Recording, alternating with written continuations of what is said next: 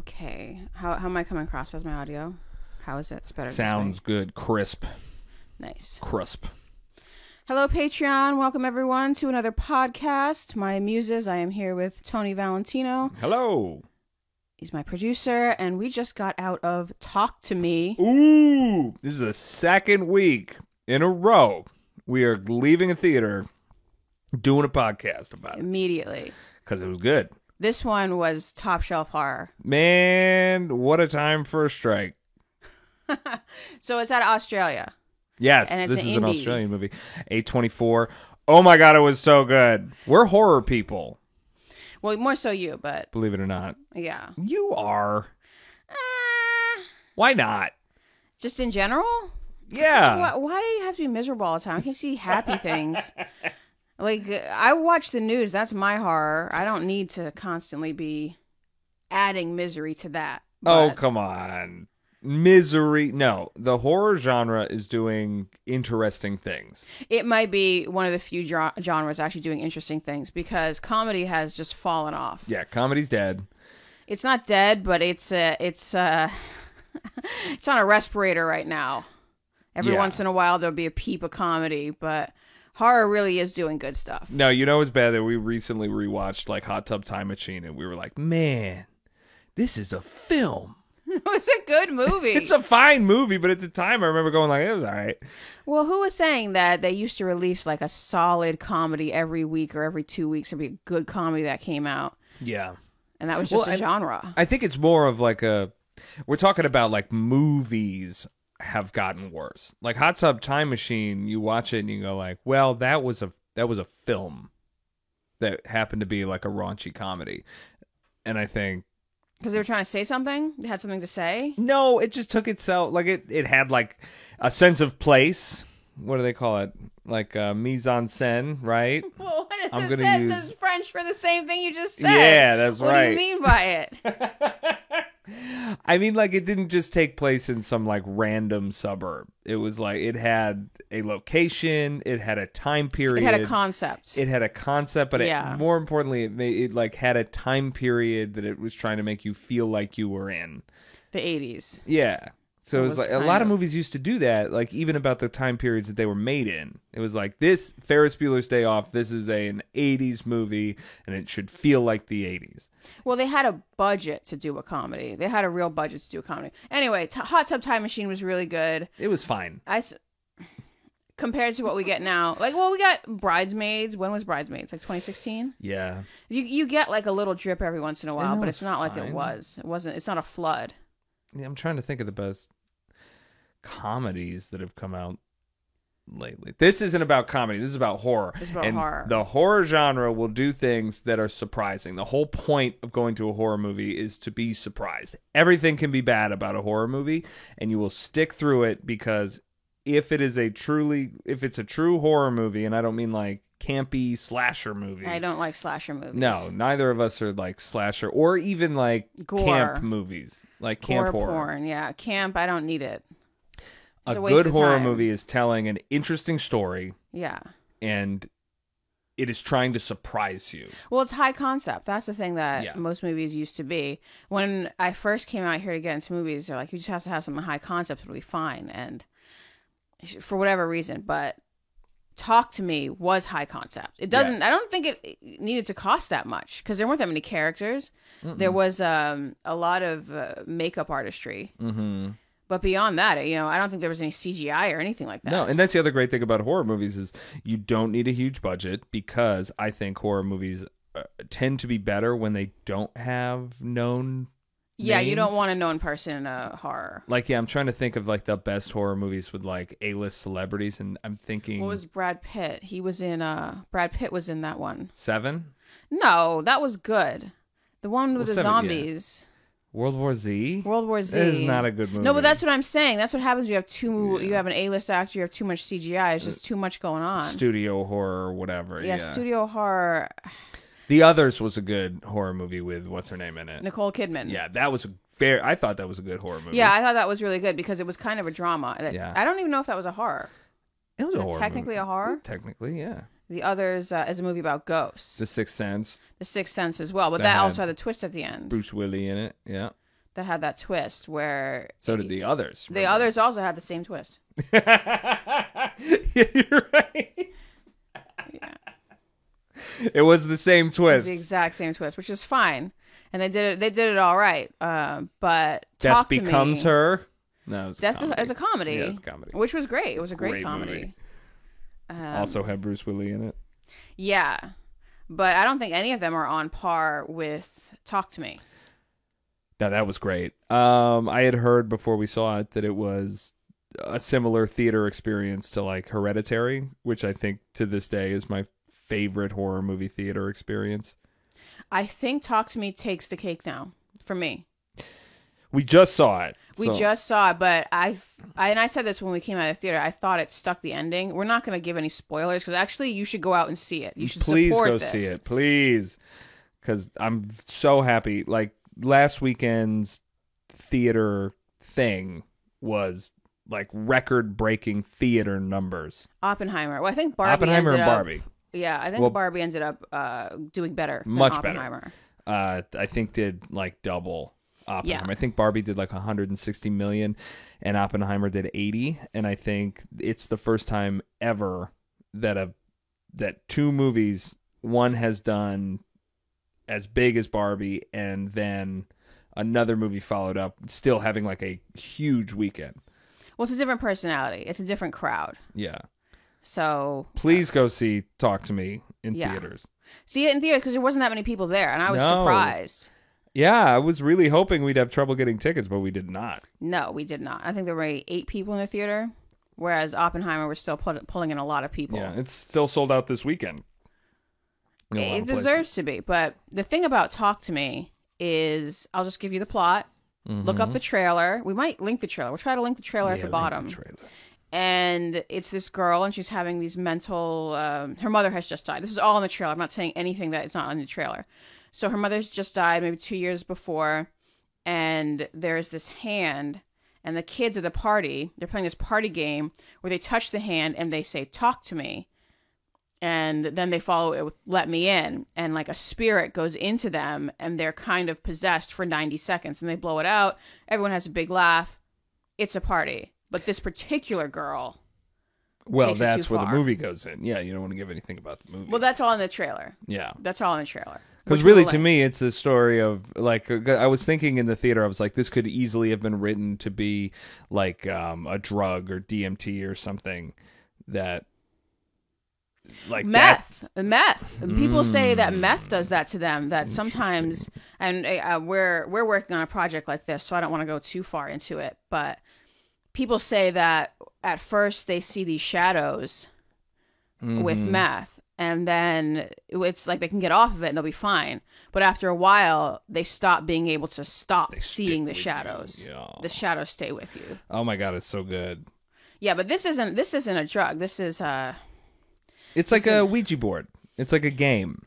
it's like a game, and you let the spirits in. And I know I've gone back and forth with CP on the podcast because he thinks like demons are real. The most danger you're in from demons is thinking that they're real and not having the self-control to be like, this is stupid, I'm moving on. And some people really get messed up with it, thinking that they're real and letting their own thoughts and their own mental illness completely destroy their lives. We'll come back to that, definitely. But to finish out the movie, About the movie, that's the most important thing here. it's so good. Yeah. A24 from Australia, really good. I remember Hereditary having a similar theater experience. And before that, like The Ring. Remember The Ring? surprised you. Did you see The Ring in I theaters? didn't see it in theaters. The Ring I was like, I think the perfect age for it because that was a PG-13 like studio horror movie. But even still, like we've rewatched The Ring a bunch of times. I'm It's obsessed with pretty it. good. It is such a well done movie because it just builds tension the entire movie. Hereditary did that. I think I still put Hereditary above this movie. No, I like this because it is so. It's so relatable. Yeah, it's kids playing with like a dangerous force and like being like silly with it. And not understanding. yeah. I mean, okay, so I'm reading this book, Dominion, for this other unrelated project. And Dominion is about. It is by a Catholic exorcist. Ripperger, Chad Ripperger. And so if you're on Catholic YouTube, there's a lot of different YouTubes you can find yourself in. There's also Catholic YouTube, which I often just visit to just be like, what are you guys doing over here? And I know I'm not supposed to be over there. They're still talking shit about, what's his name? Right? You showed me a video where they're still like, well, this is why. Oh, the Cathars? No, Newton. Oh, you mean Galileo? Yeah, you showed me that video where the Catholic Church to this day is still like, well, to be fair, Galileo was full of shit. No, he didn't get burned at the stake. Okay, it's Bruno. And they released that app where you could see where Bruno was burned at the stake. What? Yeah. Yeah, you don't remember that? They released it like 5 years ago, and it's like, guys, you got to get over this. I covered it in Death to Smarty Pants. And so anyway, so... So the Catholic Church still holds grudges on YouTube. Oh, they still hold grudges against the Cathars. They will bring it up. They will bring it up how the Cathars are the original heretics and what they did was ungodly. And we weren't wrong. Maybe we shouldn't have handled it that way, but we weren't wrong. And it's like, guys, that was 800 years ago. Hey. Anyway. That's what institutions do. I mean, yeah, because they continue it on like an organism. They're like, I still remember what you did. Mm-hmm. I know what you did last 800 centuries. 800 years ago. ago. Anyway, so this dude, if you follow Catholic YouTube, I don't know why you would, but he is a certified priest. Mm-hmm. I guess opposed to uncertified priest. He actually works for the Catholic Church, Yep. and he is an exorcist. Mm-hmm. And he wrote this book called Dominion. I brought it up on the CP podcast, but not here. And it's basically... It's not quite an instruction manual because there is an instruction manual for the priest. He has two versions. One for the public. An exorcism instruction manual. An exorcism instruction manual. He's got one for the public, just so you know, and then he's got one for the priest class, or for the priests, so they have to do it. Recommends that the public do not try exorcisms at home.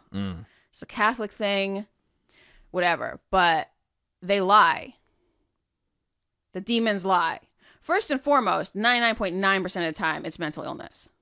According to him, 99.9% of the time Well, it's hold on. mental Let's illness. reset because I feel like you're like 8 parts of this conversation I'm so ahead. far ahead. You're too far ahead. Yes. So when we watch a horror movie Mm-hmm. and any kind of ghosts or demons come up, Maya immediately says they should just go to the Catholic Church. Always go to the Catholic Church. You go to the Catholic or you go to the Orthodox. And you come Maybe in- you can go to the Jewish church, but they might be like, I don't know about you, but they know That's some for stuff. Dybbuk's and for golems. They know some stuff too, but they're not going to let us know because we're not in the community. But you come in and the priest is just like, well. No, yeah, you go immediately to the Catholic Church.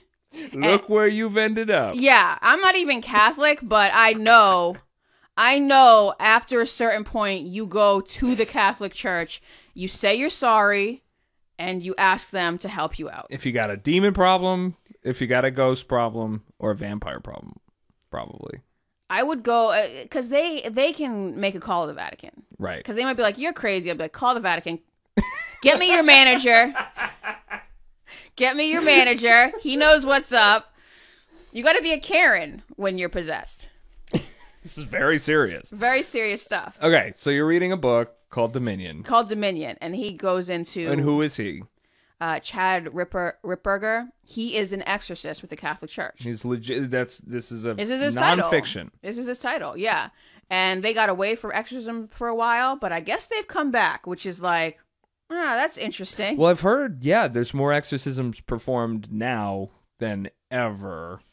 But when you actually go to like exorcism Twitter, a lot of the exorcisms being performed, this is like a business. This is like pseudo new age, whatever. So it's basically people taking advantage in a way. I mean, you can argue that of mental illness. Right. They're helping people who have this, who think they're possessed, which isn't that the same as being possessed? Really? We're not super okay, believers. I'm not look.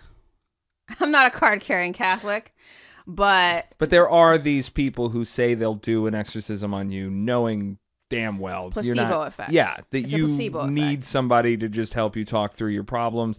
These like old Italian or Mexican women who think they're possessed by a demon or whatever. And there's a lot of great exorcism YouTube where you watch and you're like, these con artists are making money because they'll do them. They'll do them over the internet. You basically just Venmo them $200 and they'll do an exorcism on you. And a lot of these people do an exorcism like every other month or so. Yeah, there's a lot of psychics who will do that as well. They'll communicate online. They'll do it over the phone. They'll take your money. Right. I'm not saying that in the 10,000 that are performed a year, there isn't one that slips by. Well, because that's the thing. This Dominion guy is different. Yeah, because he specifically says most of the people that get referred to me are mentally ill. Mm-hmm. Every once in a while. Because he's an actual priest. He does this for the church. Right. And the book is given the okay by the church, which I thought was really weird. But yeah, it says that there's nothing in here that goes against church doctrine. So it went through all of the processes. Yeah. So I just think that's really interesting. And if you ever find yourself in a situation like this, you're most likely mentally ill. You most likely just need to be like, get out of my head. This is nonsense. Mm-hmm. If God forbid it still is there, go to your local Catholic church. This movie would have been so short with me in it. This movie would have been 20 minutes with me in it. Well, first of all, yeah, the movie, it's a bunch of kids doing like Ouija Advance. Yeah. With a creepy ceramic hand thing. This is all in the trailers. You were like, immediately you go to a party, you see that. What do you do? Leave. You absolutely leave. I would have hung out. I want to see it. Because you're more of an atheist than I am. You keep saying that. Because, I mean, you're more of an atheist than I am. I'm willing to understand and humor more religions. And there are a lot of different religions. And then the scariest concept to me is one that the Catholic Church could not exercise because it comes from pre-Christianity. What do you mean by that? Because, okay, and like I said, this is from secular study, but in most of these exorcisms, God can help you out. Mm-hmm. Jesus can help you out. The Bible can help you out. Mm-hmm. And that's like everything this guy does. It's like, eventually we'll get rid of it. We're still talking about Dominion. We're still talking about Dominion. The book. But the scariest concept, the absolute most terrifying concept, is it's something they can't help with. And he says this in the book? No. Oh. Of course not. This is, to me, if you run into something where they could not help you because it predates everything, or maybe you're not a believer. Maybe it's all placebo effect and you have to be a believer for it to work on any level. Right. So if you're not a believer or for whatever reason, they can't help you. And this is the same thing with near-death experiences. If you go through near-death experiences, a lot of the people who experience, they go to hell sometimes. It's not all, butterflies and unicorns. A lot of near-death experiences, you go and you see your loved ones and it's really nice. There's a rainbow bridge and you're in heaven and da-da-da. But there are some where they go to hell. There are some really negative ones. And those ones, a lot of those ones, if we're assuming that everything is true, that they're saying, they're not lying, they get out of this hell area by calling for Jesus. And that gets them to heaven. So you don't actually watch those near-death experiences because you think that they're real. I don't know. You don't know? I don't know. So if you're at a party and people are like, hey, here's a video of somebody literally contacting the dead and it looks real as hell and we're about to do it, you're going to leave? You're not going to sit there and see it? Not going to leave. Even you don't have a thirst for knowledge on this? That's curiosity killed the cat. So you'll watch the videos on YouTube, but you're not going to be in the room. I don't even know if I'd watch the videos on YouTube. Because, look, 99.99% of the time, even the Catholic Church says this is a mental illness. But they got video proof in the movie. Yeah, they have video proof in the movie because mind viruses. I talk about this a lot. Mind viruses, even if it's not real, if it gets in your head and you start replicating the virus within your mind, then that can be dangerous for you. Yeah, but isn't you having a self-awareness of that like immediately shielding you from the problem? I think, yeah, and I think even with the literature that is out there, there are mentally stronger people who can just be like, get away from me. Because they say that the demons will start whispering stuff in your ear and making it seem like it's from you, it's your thoughts or whatever. And you could be like, that's not true. And it'll bring stuff to the surface that's already there. It can't put anything new in, but it can bring stuff that's already there. So you can be like, that's not true. Get the fuck away from me. Yeah. Excuse my language, but just get away from me. I can't believe you said that. But nevertheless, so I think if I was at that party, it would be okay. I would be like, get away from me. Well, I remember one time I was watching, before you got pregnant, we were watching horror movies like every single night because you love them. As much as you say it's me. Oh, you mean The Nightmare? Yeah, Maya came home. I was watching The Nightmare because I didn't think every once in a while I'll find a movie. I'm like, I don't think Maya's going to be into this, so I'm going to watch it when she's out.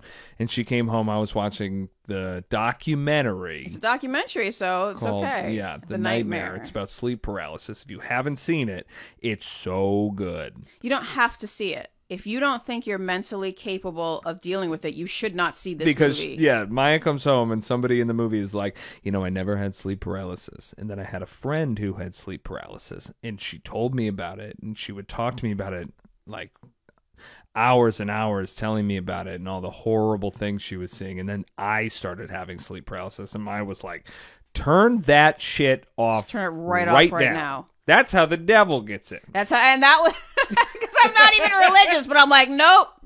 You have to draw a line. You have to draw a line. It was very funny. Whether I believe it or not, that's the line. There is a line that has to be drawn. But you remember those Hmong immigrants? Hmong. Oh, yeah. Yeah, and this well, to finish up, so The Nightmare, please see it. It's really, really good. It is about sleep paralysis. I did finish it. We turned the lights on because you were getting scared. I was because so you don't scared. know how to. You're so skeptical of everything, and you won't entertain the thoughts that you don't even have any idea of how to battle it. I entertain. This is a clip from my Patreon podcast. This week we talk about demonology and mind viruses. Definitely check out my Patreon because there's a lot of really interesting stuff in there this week that I will not put on YouTube. And go see Talk to Me. Seriously.